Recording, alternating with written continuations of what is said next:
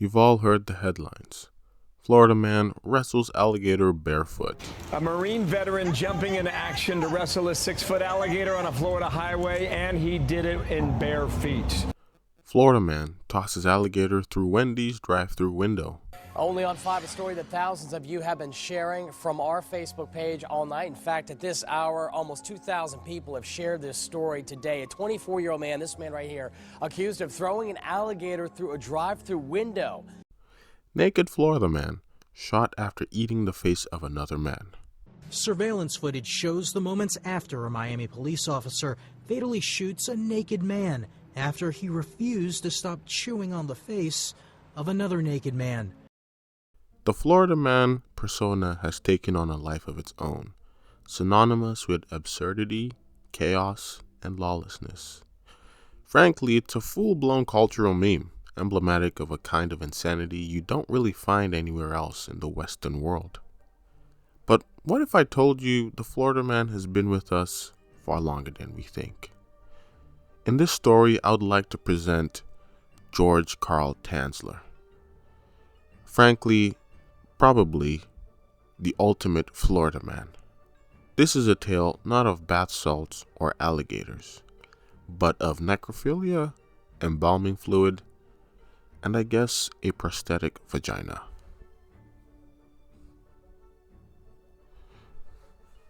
George Carl Tanzler, or Count Karl von Cosel, as he later proclaimed himself to be, was born in 1877 in Dresden, Germany. His parents' names, unfortunately now, are lost to history. He spent his formative years in Germany, but would then pack up his things and begin to travel. He never really stayed in one place. However, the reasons for this aren't known, and frankly, its relevance to the story is non-existent. By 1904, he had stopped in Australia to get supplies before continuing his travel, and to learn about the weather in the region of the South Sea Islands. And for those who are geographically challenged like myself, here's the South Sea Islands, and here's Australia. So, it should make sense as to why he stopped in Australia to learn that. However, upon landing in Australia, George would discover his love of engineering and electrical work. In fact, he loved it so much, he would end up buying property and temporarily settling down. By settling down, I mean he bought a fucking island. It would seem that he even got proficient enough to start trying to build an airplane, presumably one of these. However, this plane would never materialize.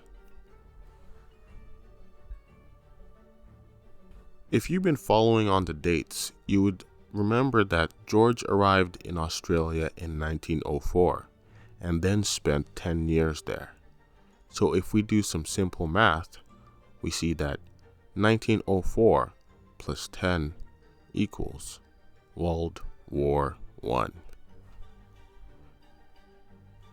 World War I would commence, and unfortunately, George, being a German citizen at the time, would be placed in an internment camp located at the Trial Bay Gaol, or Trial Bay Gaol.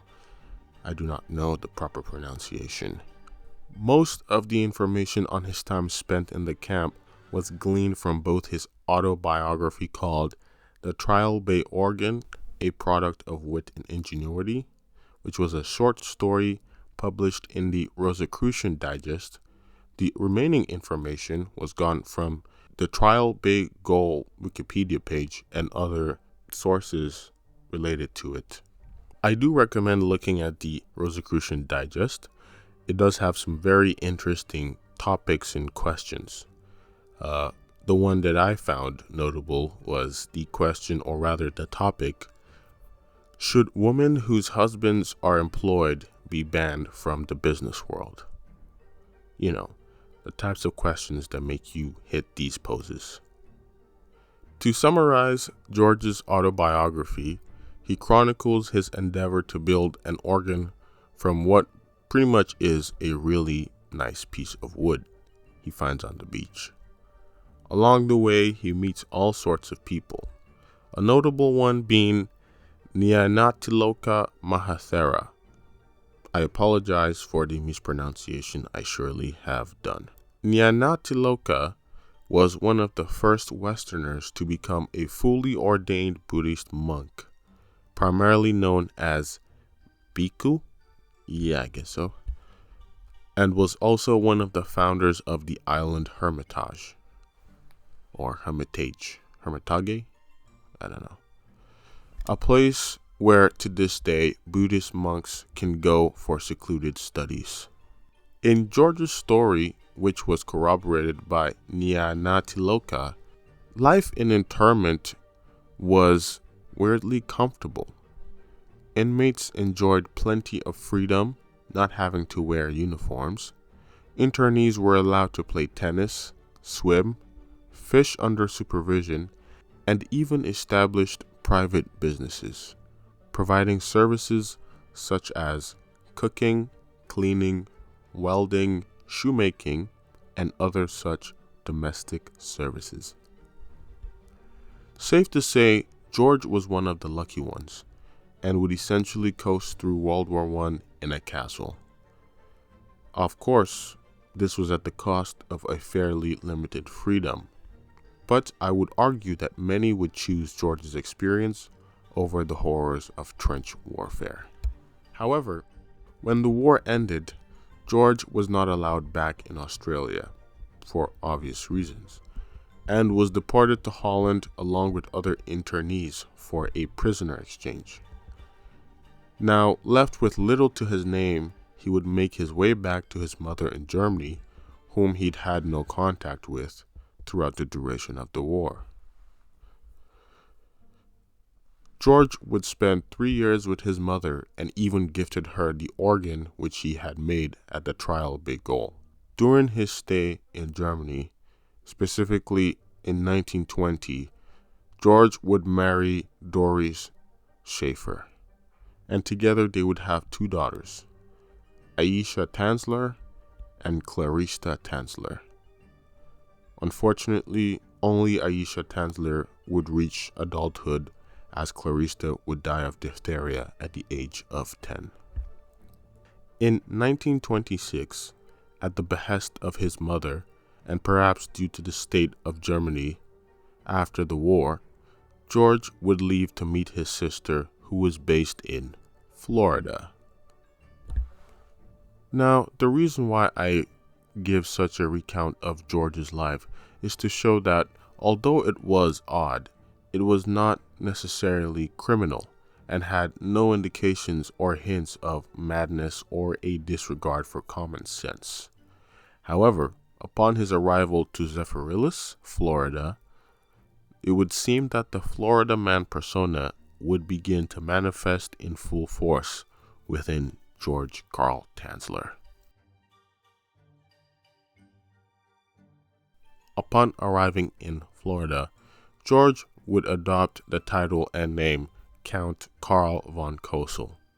If you were thinking, von Cosel, does that have anything to do with the obscure Countess Anna Constantia von Cosel, mistress of Augustus the Strong, King of Poland and Elector of Saxony? You would both be right, and quite honestly, a better historian than I am. But why do I bring her up?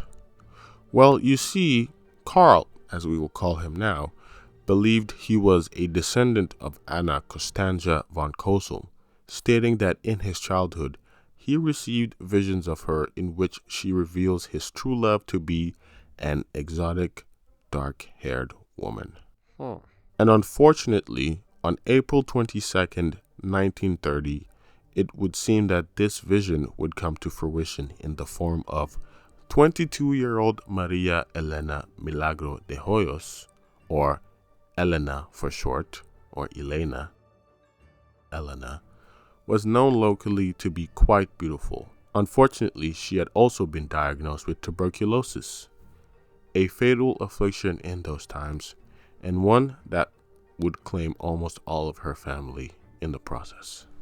Seeking treatment for the increasingly dire situation she was in, Elena would go to the Marine Hospital in Key West, where 56-year-old Karl, working as a radiology technician, would see her and immediately claim her to be the true love he was promised. Carl promptly latched onto her, giving her gifts in the form of jewelry and clothing, constantly professing his love, and attempting various frankly dubious treatments to cure her when the hospital couldn't.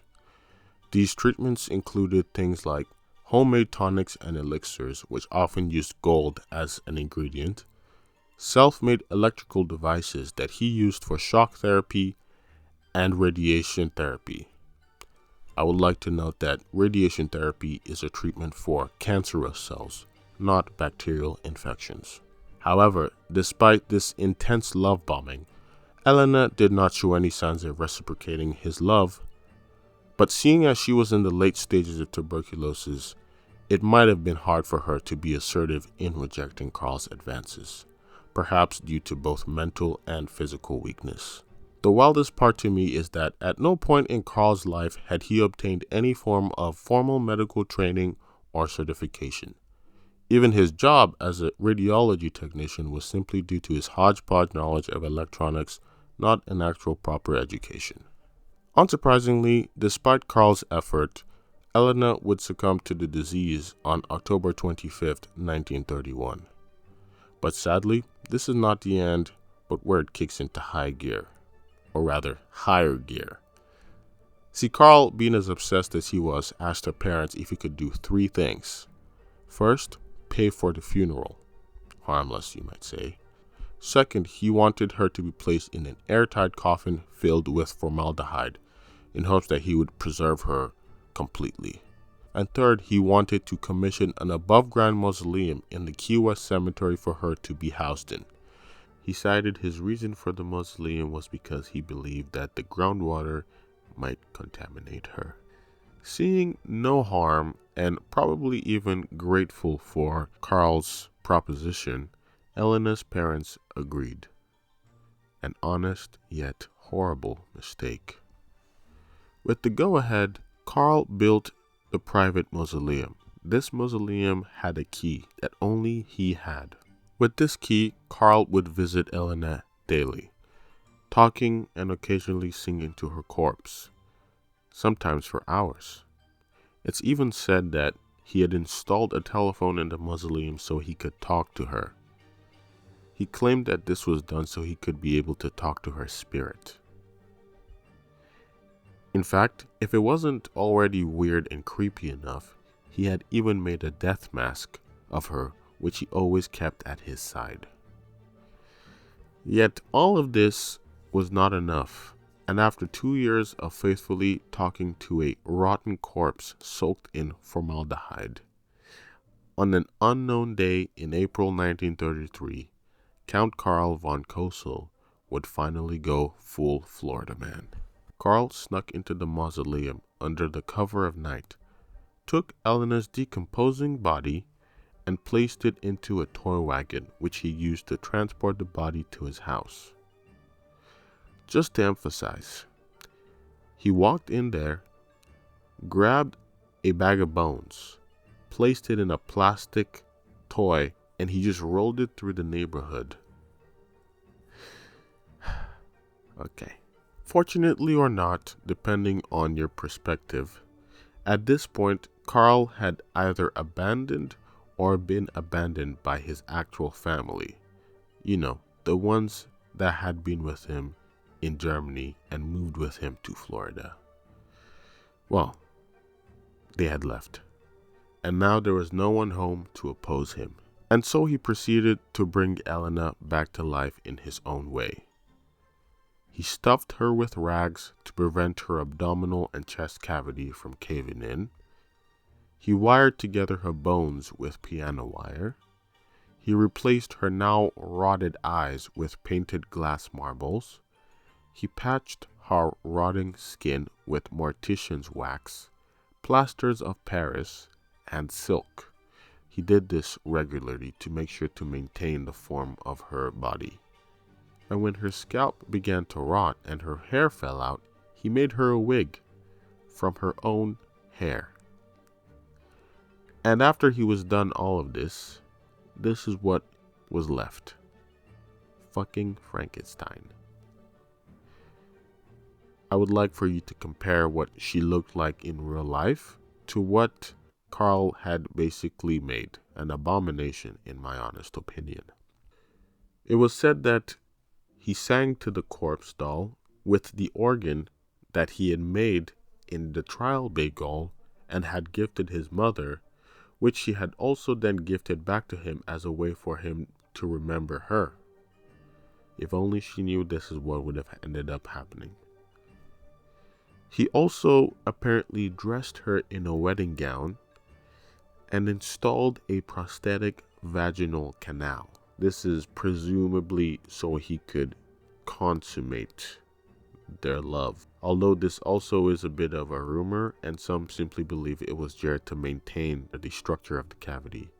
However, seeing how obsessed he was with her, I don't see him as someone who would hold back just because, but that's weird. Anyways, George would get away with this for 7 years.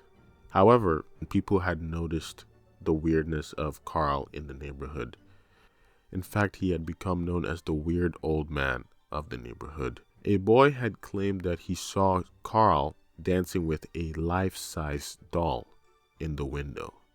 And other people had noticed that he was buying large amounts of women's perfume, disinfectants, and preservatives for, to their knowledge, no apparent reason.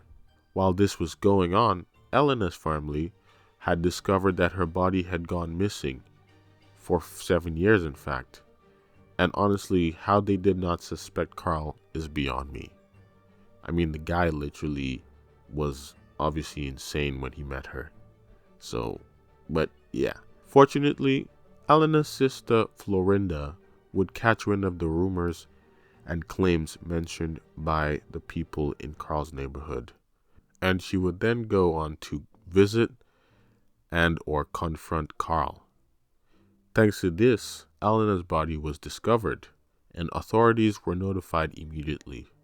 Carl was arrested, and Elena was laid to rest. Right? No, unfortunately not. See, upon discovery, authorities placed Elena's body on display at the Dean Lopez Funeral Home, where an estimated 6,800 to 8,500 people came to gawk. It's even said that schools were let out early so kids could have a look at the wax doll corpse of Maria Elena Melgaro de Hoyos. Thankfully, however, her corpse was then buried after examinations in an unmarked grave at an undisclosed location to avoid further tampering. The death mask Carl had made was seized and placed on display at the Martello Gallery Key West Art and Historical Museum. Unfortunately, it would also go missing later on. Oh, and George Carl von Cosel Tanzler? Well, he was tried after being cleared as mentally competent. But unfortunately, the charge, which was essentially for grave robbing, had a statute of limitation of 2 years. And it had been 7 years since Carl had committed the crime, so he was able to go scot-free. After he had gone scot-free, the case had already garnered so much attention nationally that articles had been written about him and his corpse bride. And unfortunately, it would seem that the public sentiment of Carl's actions were not in the perception that he was an insane necrophile, but instead a hopeless romantic wanting to stay with the love of his life forever. Jesus H. Christ.